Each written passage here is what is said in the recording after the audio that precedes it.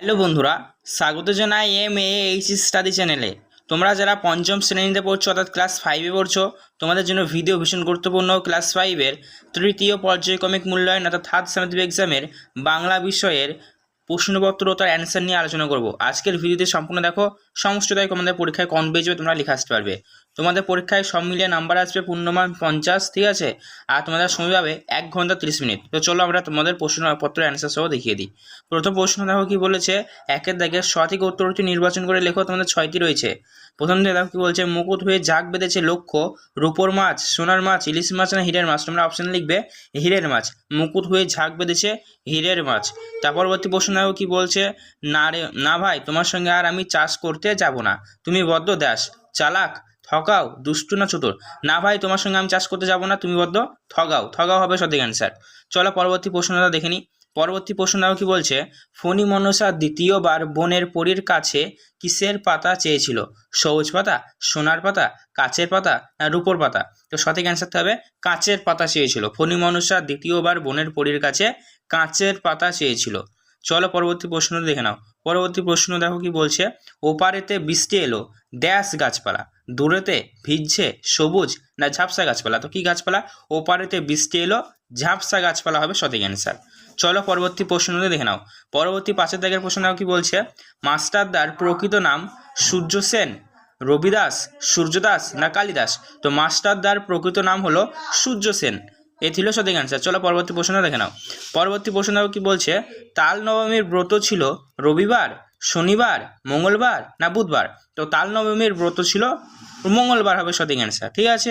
চলো পরবর্তী প্রশ্ন দেখে নাও। পরবর্তী প্রশ্ন বলছে দেখো কি, দিল্লি শব্দটি একটি বিশেষ্য, বিশেষণ, সর্বনাম না ক্রিয়াপদ? তো তোমরা লিখবে দিল্লি শব্দটি হলো একটি বিশেষ্য পদ, ঠিক আছে। তার পরবর্তী প্রশ্ন দেখো কি বলছে, আলো শব্দটির বিপরীতার্থক শব্দ প্রদীপ, সূর্য, আলো না অন্ধকার? তো আলো শব্দটির বিপরীতার্থক শব্দ হবে অন্ধকার। তো চলো একের দাগের আমাদের প্রশ্ন এমসিকিউ অর্থাৎ সঠিক উত্তর বেছে নিয়ে লেখো, কমপ্লিট হয়ে গেল। এবার আমাদের আছে নিচের দাগের প্রশ্নগুলির উত্তর দাও, অর্থাৎ এক কথায় উত্তর দিতে হবে, 6টি করতে হবে, ঠিক আছে। দেখো একটা কি বলছে, কোন ঋতুতে পথঘাট পিচ্ছল হয়ে পড়ে? তোমরা লিখবে বর্ষা ঋতুতে, ঠিক আছে। তার পরবর্তী প্রশ্ন কি বলছে, আকাশের দুই বন্ধুর নাম লেখো। তো আকাশের দুই বন্ধুর নাম হলো পেটকাটা আর চাঁদিয়াল। চলো পরবর্তী প্রশ্ন দেখে নাও কি বলছে দেখো, বোম্বাগড়ের রাজার পিসি কি খেলা খেলেন? তোমরা লিখবে কুমড়ো নিয়ে ক্রিকেট খেলেন। চলো পরবর্তী প্রশ্ন দেখে নাও। পরবর্তী প্রশ্ন দেখো বোকা কুমিরের গল্প থেকে, বোকা কুমিরের কথা গল্পে চাষি কারা?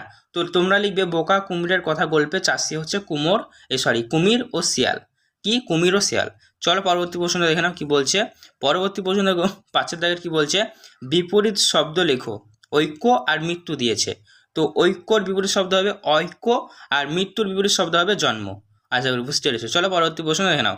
পরবর্তী প্রশ্ন দেখো 2-6টা কি বলেছে, ফণী মনসা বারবার পাতাগুলি পাল্টে দেওয়ার আবেদন জানাচ্ছিল কার কাছে? তোমরা লিখবে বনের পরীর কাছে। এবার দেখো 7 প্রশ্ন কি বলছে, তাল নবমী গল্পটি কার লেখা? তো তাল নবমী গল্পটি হচ্ছে বিভূতিভূষণ বন্দ্যোপাধ্যায়ের লেখা।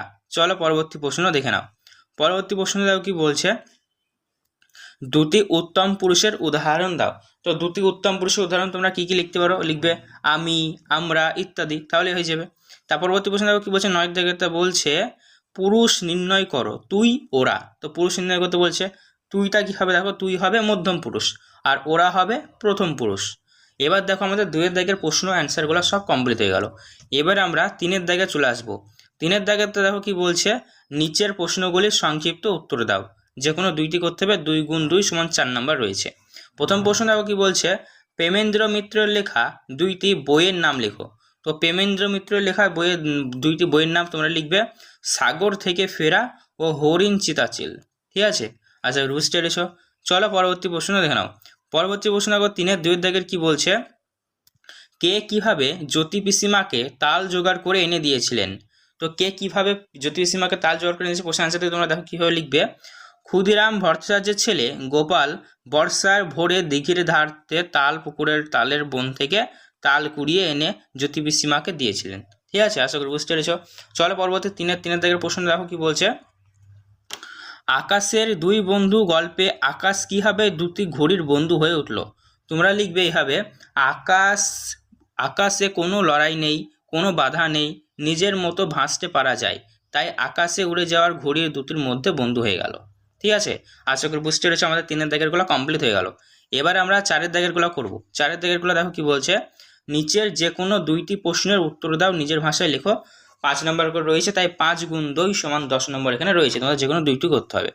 প্রথম প্রশ্ন দেখো কি বলছে, বলছে বর্ষা রাতে গোপালদের দেখা স্বপ্ন, বর্ষা রাতে গোপালের দেখা স্বপ্ন কিভাবে মিথ্যে হয়ে গেল তা বুঝিয়ে লেখো গল্প অনুসারে। তো বর্ষা রাতে গোপালের দেখা স্বপ্ন কিভাবে মিথ্যে হয়ে গেল তা গল্প অনুসারে লিখতে বলেছে। তোমরা অবশ্যই পারবে, তবুও অ্যান্সারটি দেখে নাও।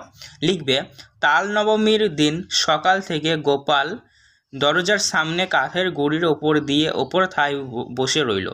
তার সামনে দিয়ে গ্রামের সবাই নিমন্ত্রণ খেতে গেল, গোপাল বসেই রইল, কিন্তু জ্যোতি পিসিমার বাড়ি থেকে কোনো নিমন্ত্রণ এলো না। এইভাবে বর্ষার রাতে গোপালের দেখা স্বপ্ন মিথ্যে হয়ে গেল। আশা করি বুঝতে পেরেছ। তার পরবর্তী প্রশ্ন দেখো কি বলছে, 4-এর 2-এর দাগেরটা কি বলছে দেখো, বলছে ইংরেজ আমলে ভারতীয়দের প্রতি ইংরেজরা কেমন আচরণ করত। তো এই প্রশ্নের আনসারটি দেখো তোমরা কীভাবে লিখবে, ভারতবর্ষের রাজত্ব করতে এসে ইংরেজদের স্পর্ধা আকাশ ছুঁয়েছিল। প্রতিবাদ করতে গেলে ইংরেজরা ভারতীয়দের ওপর অত্যাচার চালাতো। ভারতবাসী দিনের পর দিন খেতে গেছে, আর সেই খাটুনির ফল ইংরেজরা ভোগ করছে। কোনো কোনো প্রতিষ্ঠানে সাদা চামড়ার লোক ছাড়া অন্য কারোর ঢোকার অনুমতি ছিল না। রেস্তোরাঁর গায়ে নোটিশ ঝুলতো, রেস্টুরেন্টের গায়ে একটা নোটিশ ঝুলতো, কালো চামড়ার লোক এবং কুকুরের প্রবেশ নিষেধ। ঠিক আছে, এই প্রশ্ন আনসারটি তোমরা দেখে নিলে। চলো এবার 4-এর 3-এর দাগের প্রশ্ন দেখো কি বলছে, বলছে পেটকাটা ও চাঁদিয়াল কিভাবে দেখা হয়েছিল। পেটকাটা ও চাঁদিয়ালে কিভাবে দেখা হয়েছিল, তাদের বন্ধুত্বই বা কিভাবে গড়ে উঠলো তা গল্প অনুসারে লিখতে হবে। তো তোমরা এই প্রশ্ন আনসারটি দেখে নাও, কি লিখবে, এ বাড়ির ছাদ আর ও বাড়ির এক ফালি ফাঁকা জমি থেকে পেটকাটা ও চাঁদিয়াল ঘুড়ি দুটিকে ওড়ানো হয়েছিল। হাওয়ায় ভাসতে ভাসতে ওদের দেখা হয়েছিল। দুই ঘুড়ির দুই মালিকের লাটাই থেকে সুতো ছাড়ার খেলায় তারা উঠে চলেছিল। আরও উপরে উঠতে উঠতে ওরা ঘুরে ঘুরে দেখছে একে অপরকে।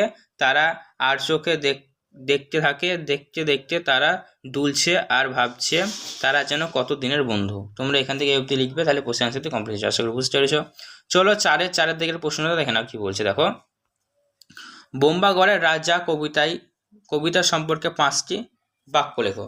তো বোম্বাগড়ের রাজা কবিতার সম্বন্ধে 5টি বাক্য লিখতে হবে। তো তোমরা এইভাবে লিখতেই পারো, বোম্বাগড়ের রাজা সেখানকার মানুষ এবং নিয়মকানুন সবই যেমন অদ্ভুত তেমনি মজার।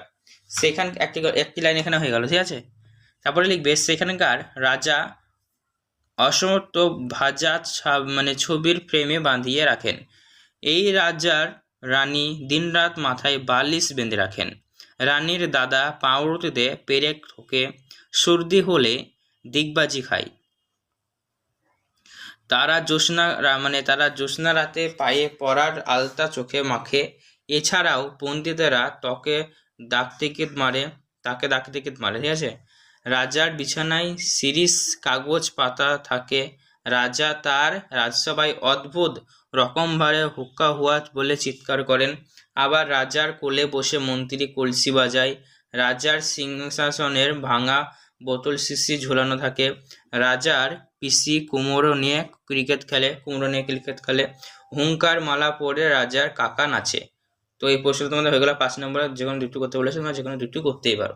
ঠিক আছে, তার পরবর্তী দেখো গ্রামারে চলে এসো, ব্যাকরণে। প্রথমে দেখো কি বলছে, শব্দার্থ লেখো।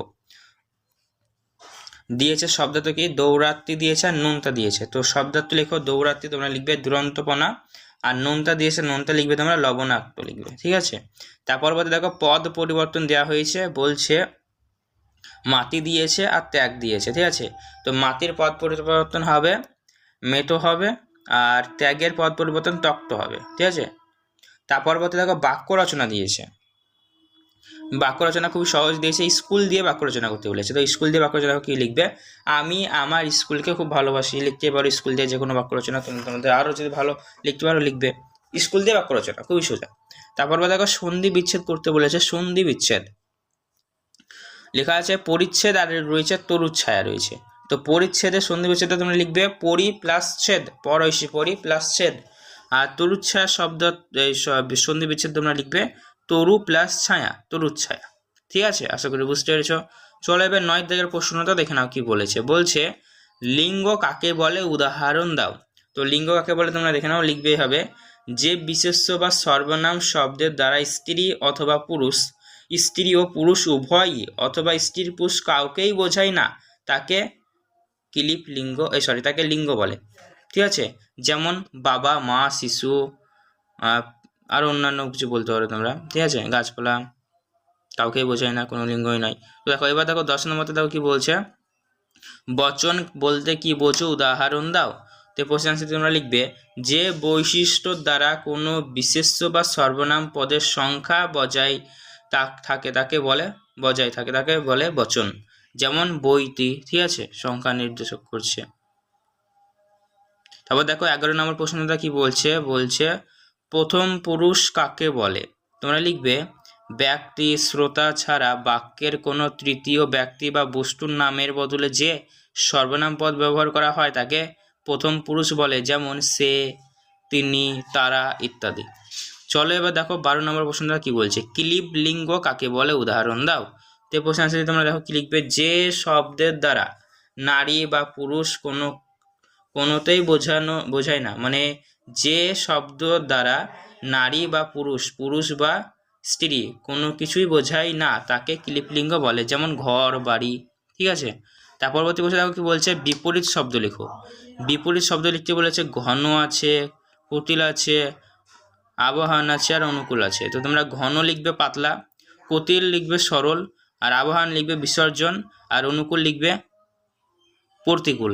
ঠিক আছে, তাহলে তোমাদের বিপরীত শব্দগুলো কমপ্লিট হয়ে যাবে। এছাড়া তোমাদের বইয়ে থেকে দেখবে বিপরীত শব্দ ছক রয়েছে, ওখান থেকে করে গেলে সমস্যাটা তোমরা কাউন্ট পেয়ে যাবে। এরপর যেটি তোমাদের রয়েছে সেটি হলো নিচের যে কোনো একটি বিষয়ে অনুচ্ছেদ রচনা করো। দিয়েছে আমাদের গাছ, তোমার দেখা একটি মেলা, আর বিদ্যালয়ের জীবনের খেলাধুলার ভূমিকা। প্রত্যেকটাই গুরুত্বপূর্ণ। আমরা এই প্রশ্নের অ্যান্সারগুলো, প্রবন্ধগুলো আর কি এক কথায় অনুচ্ছেদ রচনাগুলো করে দিয়েছি। তোমরা যে না দেখে আসো তাহলে অবশ্যই লিঙ্ক দিয়ে দেবো, তোমরা কিন্তু সেখান থেকে দেখে নেবে। তো আজকের ভিডিও কেমন লাগলো অবশ্যই তোমাদের নিচে কমেন্টে কমেন্ট করে জানাও। এছাড়াও এরকমই গুরুত্বপূর্ণ ভিডিওর আপডেটগুলি সবার আগে পাওয়ার জন্য অতি অবশ্যই তোমরা আমাদের এই চ্যানেলটিকে সাবস্ক্রাইব করবে, পাশে থাকা বেল নোটিফিকেশনটি কল করবে। ধন্যবাদ ভিডিও সম্পূর্ণ দেখার জন্য। এছাড়া তোমার মনে যদি কোনো রকম প্রশ্ন থাকে কমেন্টস করে জানাও।